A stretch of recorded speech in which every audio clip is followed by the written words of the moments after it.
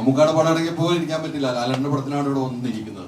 ഈ പറഞ്ഞതുപോലെ നമുക്ക് ഇതിൻ്റെ ഒരു സെക്കൻഡ് പാർട്ട് എന്ന് നമ്മൾ അവകാശപ്പെടുകയാണ് തിയേറ്റർ സിനിമ കണ്ടതിന് ശേഷം.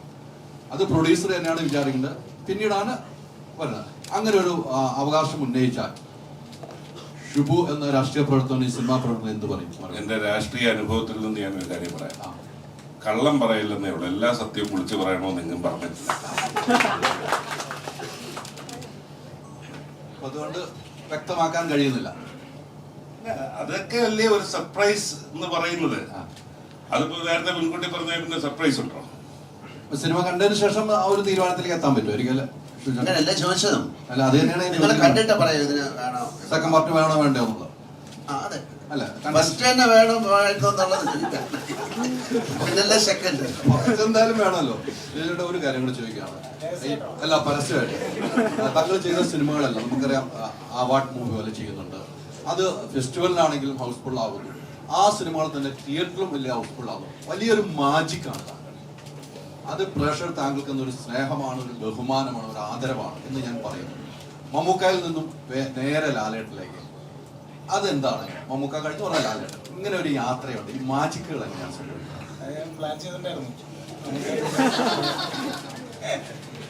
അങ്ങനെയൊന്നുമില്ല. ഇതെല്ലാം ഇത് ഇപ്പോ ഷിബ്ജാന്റെ അടുത്ത് ചോദിച്ചറിയാം. ഇത് ഇങ്ങനൊരു സിനിമ നമ്മൾ പ്ലാൻ ചെയ്ത ഒരു സിനിമ പോലുമല്ല. അത് ഒരു ആ സമയത്ത് രൂപപ്പെട്ട് എല്ലാം കറക്റ്റായിട്ട് വന്ന് ഭവിക്കാന്ന് പറയില്ലേ, അതുപോലെ സംഭവിച്ചൊരു സിനിമയാണ്. അപ്പൊ അതുകൊണ്ട് തന്നെ അതൊരു ഓർഗാനിക്കലി നടക്കേണ്ട ഒരു പ്രൊജക്ട് തന്നെയായിരുന്നു എന്ന് തന്നെയാണ് ഞാൻ വിചാരിക്കുന്നത്. അല്ലാതെ ഇത് പ്ലാൻഡ് ആയിട്ട് ചെയ്തതല്ല.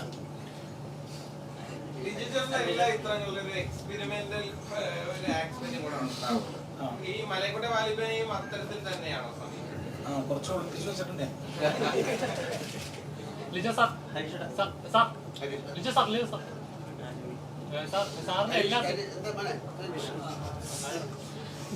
ഇപ്പോ ഈ ഇതിന്റെ ഷൂട്ടിങ്ങിന്റെ സമയത്ത് ഒരു കുറിപ്പ് എഴുതിയിട്ടുണ്ടായിരുന്നു. അതിൽ പറയുന്നത് മോഹൻലാൽ എന്ന നടനൊരു ചെറിയ നടനാണെന്നും കൂടെയുള്ള ആളാണ് വലിയ നടനെന്നും പറഞ്ഞൊരു ബോധ്യം ഉണ്ടാക്കുകയും അതുവഴി ഒരു ആത്മവിശ്വാസം ഉണ്ടാക്കുകയും സീനിനെ നന്നാക്കുകയും ചെയ്യുന്ന ആളാണ് മോഹൻലാൽ. അപ്പൊ മലൈക്കോട്ടെ വാലിബനില് കുറെ കാലം ട്രാവൽ ചെയ്യാൻ സാധിച്ചല്ലോ മറ്റു സിനിമകളെ അപേക്ഷിച്ച്. ആക്ടിങ് ജീവിതത്തിലേക്ക് തന്നെ ചേർത്ത് വയ്ക്കാവുന്ന കാര്യങ്ങൾ മലൈക്കോട്ടെ വാലിബനിൽ സംഭവിച്ചിട്ടുണ്ടോ? തീർച്ചയായിട്ടും ലാലേട്ടൻ്റെ കൂടെയുള്ള അനുഭവങ്ങൾ ഞാൻ പറഞ്ഞല്ലോ, 5-6 സിനിമകളായിട്ടുള്ളതാണ്. എല്ലാ ഭാഗങ്ങളിലും ഞാൻ വളരെയധികം ശ്രദ്ധിക്കുന്ന ഒരാൾ. കാരണം നമുക്ക് പഠിക്കാൻ ഒരുപാട് ധാരാളമുള്ള നമ്മൾ വളരെ ചെറുപ്പം മുതലേ കാണുന്ന ഒരു പാഠപുസ്തകം എന്ന നിലയ്ക്ക് തന്നെയാണ് ഞാൻ സമീപിക്കാറ്. അപ്പം അതിൽ ഏറ്റവും അധികം എന്നെ ആകർഷിച്ച ഒരു ഘടകം വിഷ്ണു ചോദിച്ചുകൊണ്ട് പറയുകയാണ്, പഠിക്കുക, മറക്കുക, ചെയ്യുക എന്നൊരു രീതിയാണ് ലാലേട്ടൻ ഫോളോ ചെയ്യുന്നത് എനിക്ക് തോന്നുന്നത്. അധികം ആളുകളും ആക്ടേഴ്സ് പൊതുവെ പഠിക്കുക, ഓർമ്മിക്കുക, അങ്ങനെയാണ് പോവാറ്. അപ്പോൾ അവർ അവിടെ അതിൽ തന്നെ നിൽക്കുക, സ്ക്രിപ്റ്റിനുള്ളിൽ നിൽക്കുന്നത് പോലെ.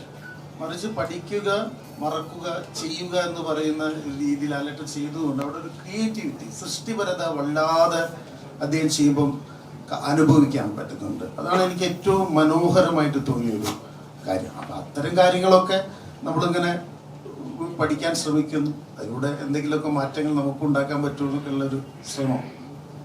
മനസ്സ് വെച്ചാ ചേഞ്ച് ആവാലോ. ഒരു കിച്ചണിൽ വേണ്ട എല്ലാ ലേറ്റസ്റ്റ് അപ്ലയൻസസുകളുടെ വൈഡ് റേഞ്ചും മൈജി ഫ്യൂച്ചർ സ്റ്റോറുകളിൽ മാത്രം.